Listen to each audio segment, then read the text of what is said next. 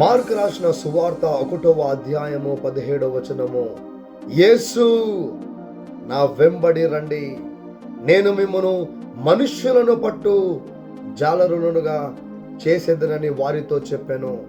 వెంటనే వారు తమ వలలు విడిచి ఆయనను వెంబడించిరి.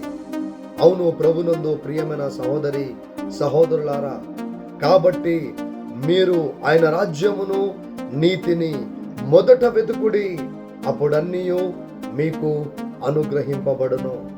See my dear friends, the disciples of Jesus were not educated in a great universities, but though they turned the world upside down, they knew one thing, they knew Jesus. So put God first in your life. Follow Jesus in your life. You will never be the last. Hallelujah.